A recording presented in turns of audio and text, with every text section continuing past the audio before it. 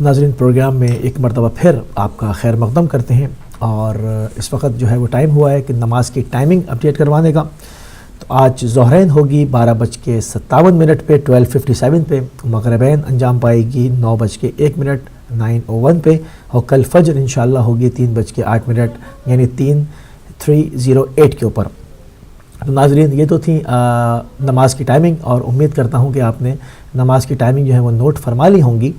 اور نماز کی ٹائمنگ کے بعد ہم بتاتے چلیں کہ آج جو ہے وہ 26 رجب ہے، اور 26 رجب کا دن مخصوص ہے وفات جناب حضرت ابو طالب علیہ السلام سے، اور اس کے اوپر ہم نے جو ہے وہ ایک شارٹ کلپ ریڈی کیا ہے جس کے اندر ان کی زندگی کے حالات اور تمام چیزیں جو تاریخی جو حوالات ہیں ان کا تمام جو ہے وہ تفصیل کے ساتھ اس کے اندر ذکر ہوا ہے۔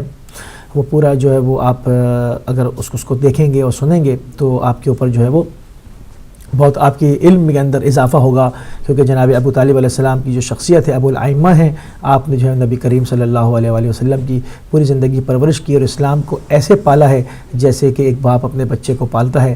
آپ کی گود سے جو ہے وہ نبوت پروان چڑھی، آپ کی گود سے امامت پروان چڑھی، آپ نے اس طرح کے درخشاں ستارے جو ہے وہ دنیا کو دیے۔ اس کے اوپر ہمارے پاس جو ہے وہ ایک شارٹ کلپ ہے، آپ اب سے کچھ دیر کے بعد، کچھ ہی لمحات کے بعد آپ ہماری اسکرین کے اوپر ملاحظہ فرمائیں گے۔ چلتے ہیں شارٹ کلپ کے اوپر۔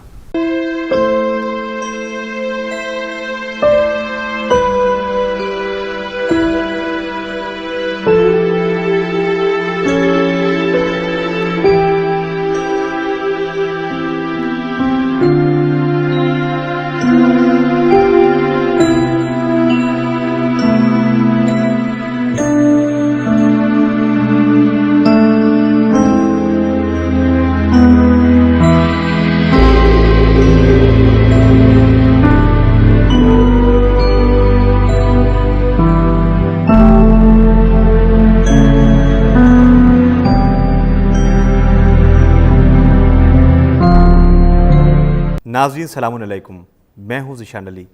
پروگرام اسلامک کیلنڈر میں آپ کا خیر مقدم ہے۔ جیسا کہ آپ جانتے ہیں، اس پروگرام کے ذریعے ہم آپ کو ہر مہینے کی اہم تاریخوں کی اہمیت کے بارے میں بتاتے ہیں۔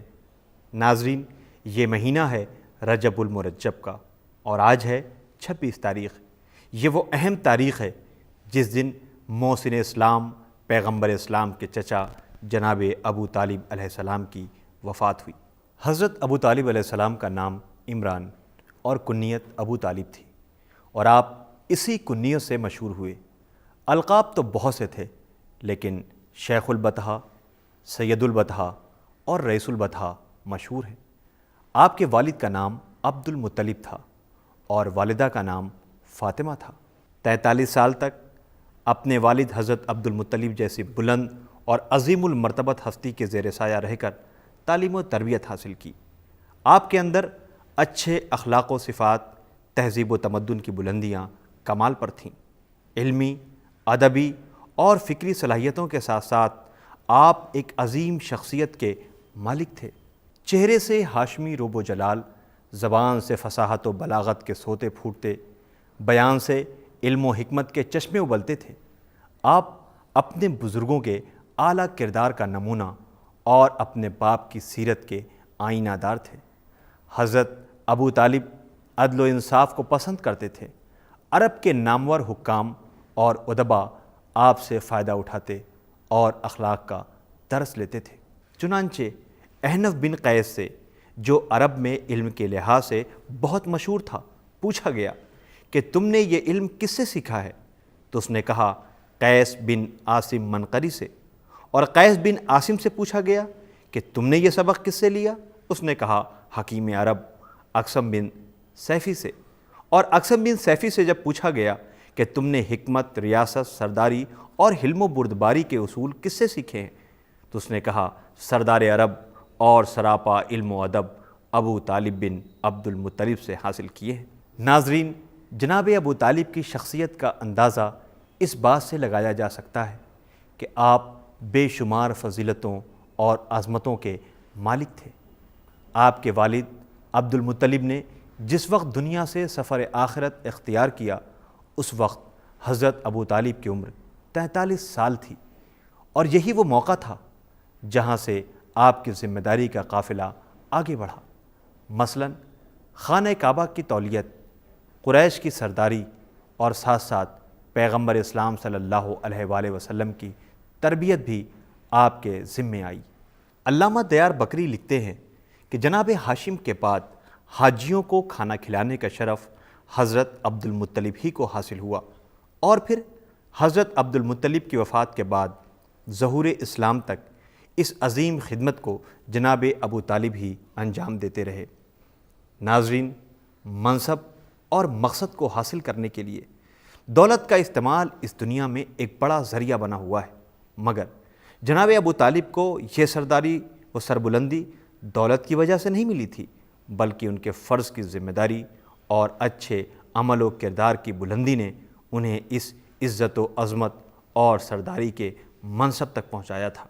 پیغمبر اسلام صلی اللہ علیہ وآلہ وسلم نے جب جوانی کی سرحدوں میں قدم رکھا تو جناب ابو طالب نے حضور کو جناب خدیجہ کا کاروبار سنبھالنے کا مشورہ دیا، اور خود بھی جناب خدیجہ سے سفارش کی کہ وہ جن شرائط پر دوسروں کو مال بیچنے کے لیے دیتی ہیں، انہی شرائط پر میرے بھتیجے کو بھی مال دیا کریں۔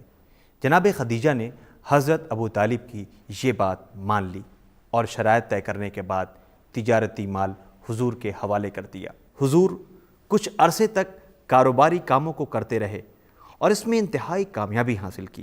جناب خدیجہ حضور کے کاروبار سے مطمئن تھیں، ساتھ ہی ان کی سچائی اور ایمانداری سے بے حد متاثر ہوئیں، اور آخرکار ایک وقت ایسا آیا کہ انہوں نے عقد کا پیغام بھجوایا، جسے آپ نے اپنے چچا حضرت ابو طالب کے مشورے کے بعد قبول کر لیا، اور اس کے بعد جناب ابو طالب نے حضرت حمزہ اور دوسرے بنی ہاشم کو ساتھ لیا اور حضور کے ساتھ حضرت خدیجہ کے گھر آئے۔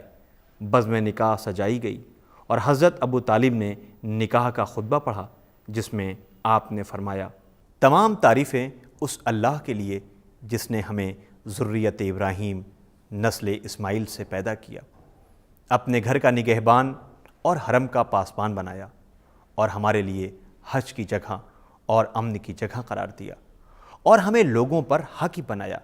یہ میرے بھتیجے محمد بن عبداللہ ہیں، جس شخص سے بھی ان کو موازنہ کیا جائے گا تو شرف پاکیزگی نسل اور عقل و فضیلت میں ان کا مرتبہ بھاری رہے گا۔ اگرچہ دولت ان کے پاس کم ہے، لیکن دولت تو ایک ڈھلتی ہوئی چھاؤں اور پلٹ جانے والی چیز ہے۔ خدا کی قسم، ان کا آنے والا زمانہ عظمت و برکت والا ہے، اور ان سے ایک عظیم خبر کا ظہور ہوگا۔ سیرت حلبیہ جلد 1 پیج 139۔ جناب ابو طالب دین کے محافظ، اسلام کے پشت پناہ اور پیغمبر اسلام کے لیے مضبوط قلعہ تھے۔ ایک مرتبہ پیغمبر اسلام شام تک گھر نہ پلٹے۔ جناب ابو طالب کو فکر ہوئی کہ میرا بھتیجا کہاں ہے، کیونکہ خوف تھا کہ قریش حضور کو کہیں قتل نہ کر دیں۔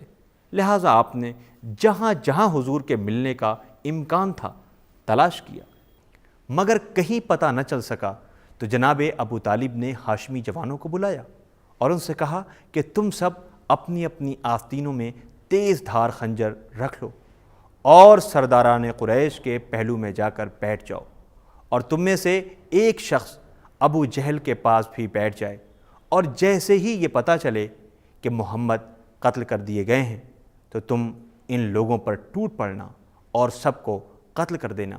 ہاشمی جوانوں نے خنجر سنبھالے اور وہ اس جگہ آئے جہاں سرداران قریش بیٹھے تھے۔ کسی بیچ جناب ابو طالب نے کوہ صفا کی جانب سے زید بن حارثہ کو آتے دیکھا تو جناب ابو طالب نے ان سے پوچھا، تم نے میرے بھتیجے کو کہیں دیکھا ہے؟ انہوں نے کہا کہ ہاں، میں ابھی ان کے پاس سے آ رہا ہوں، وہ کوہ صفا کے دامن میں موجود ہیں۔ جناب ابو طالب نے کہا، انہیں بلا کر لاؤ، میں جب تک انہیں زندہ و سلامت نہ دیکھ لوں واپس نہیں جاؤں گا۔ زید نے جا کر جناب ابو طالب کی پریشانی کی خبر دی تو حضور فوراً اٹھ کر چچا کے پاس آئے۔ جناب ابو طالب نے انہیں صحیح و سالم دیکھا تو اطمینان ہوا، اور جب سکون ہوا تو آپ نے ہاشمی جوانوں سے کہا کہ جو چیز تم آستینوں میں رکھے تھے اسے انہیں دکھاؤ۔ سب نے خنجر باہر نکال لیے۔ سرداران قریش نے پوچھا، یہ خنجر کیسے ہیں؟ کہا کہ محمد آج مجھے نظر نہیں آئے، میں انہیں بہت دیر سے تلاش کر رہا تھا۔ مجھے اندیشہ ہوا کہ کہیں تم لوگوں نے انہیں قتل نہ کر دیا ہو، اس لیے میں نے ان جوانوں کو خنجر کے ساتھ بلایا تھا کہ اگر محمد کے قتل کی خبر ملے تو سرداران قریش پر حملہ کر دینا اور ان میں سے کسی کو زندہ نہ چھوڑنا، لہٰذا ان تیز دھار خنجروں کو دیکھ لو۔ اگر تم محمد کو قتل کر دیتے تو خدا کی قسم میں تم میں سے کسی ایک کو بھی زندہ نہ چھوڑتا، یہاں تک کہ ہم بھی مر جاتے اور تمہیں بھی موت کے گھاٹ اتار دیتے۔ ان باتوں کو سن کر سرداران قریش گھبرا گئے اور انہوں نے حضرت ابو طالب کا سوشل بائیکاٹ کرنے کا فیصلہ کر لیا۔ ناظرین، جناب ابو طالب نے نصرت پیغمبر میں سخت سے سخت مشکلات کا مقابلہ کیا اور کسی موقع پر بھی حرف شکایت لب پر نہ آیا اور نہ پیشانی پر شکن آئی۔ آپ کی زندگی کا کوئی بھی لمحہ پیغمبر اسلام صلی اللہ علیہ وآلہ وسلم کی حفاظت سے خالی نہ تھا، اور یہی وجہ تھی کہ نصرت پیغمبر سے مکے کے زیادہ تر سردار آپ کے خلاف ہو گئے اور سب نے مل کر انہیں شیب ابو طالب میں ہجرت کرنے پر مجبور کر دیا۔ آخر کار انہیں 3 سال تک شیب ابو طالب میں رہنا پڑا۔ حضور کے ساتھ اس پہلی ہجرت میں جو لوگ شامل تھے انہیں سخت مصیبتوں کا سامنا کرنا پڑا۔ پوری رات حضرت ابو طالب جا کر گزارتے تھے اور نبی کی حفاظت کے لیے ان کے بستر پر بدل کر اپنے بیٹوں کو سلاتے تھے تاکہ اگر حملہ ہو تو پیغمبر بچ جائیں اور میرا بیٹا قتل ہو جائے۔ ان 3 سالوں میں آپ کو سب سے زیادہ پریشانی اٹھانی پڑی، لیکن آپ نے پیغمبر کا ساتھ نہیں چھوڑا۔ تاریخ اسلام میں جتنی بھی ہجرت ہوئی ان میں سب سے زیادہ تکلیف دہ ہجرت شیب ابو طالب کی ہے، اور اس ہجرت میں نصرت پیغمبر کی خاطر ابو طالب کو سب سے زیادہ مصیبتوں کا سامنا کرنا پڑا۔ آخر کار وہ وقت آیا جب قریش سے کیے ہوئے معاہدے کو دیمک نے چاٹ لیا اور وہ معاہدہ ختم ہوا۔ تب کہیں جا کر آپ کو ان مصیبتوں سے چھٹکارا ملا۔ شیب ابو طالب کی انہی مصیبتوں کے نتیجے میں جناب ابو طالب کے صحت نے جواب دے دیا اور خود کو موت سے قریب تر محسوس کرنے لگے، اور پھر آپ نے قریش کے بزرگوں کو بلایا، انہیں سچ بولنے، صلہ رحمی، امانت داری اور احترام خانہ کعبہ کی ہدایت و نصیحت کرنے کے بعد حضور کی حفاظت و مدد کی وصیت کی۔ فرمایا، میں تمہیں محمد کے ساتھ بھلائی کی وصیت کرتا ہوں، جو قریش میں امین اور عرب میں صدیق ہیں، اور ان میں تمام اچھائیاں موجود ہیں جن کی میں نے تمہیں وصیت کی ہے۔ وہ ایسی چیز لے کر آئے ہیں جس کا دل اقرار کرتا ہے۔ خدا کی قسم، گویا یہ منظر میں اپنی آنکھ سے دیکھ رہا ہوں کہ عرب کے فقیر اور جھوپڑیوں میں رہنے والے ان کی آواز پر لبیک کہہ رہے ہیں۔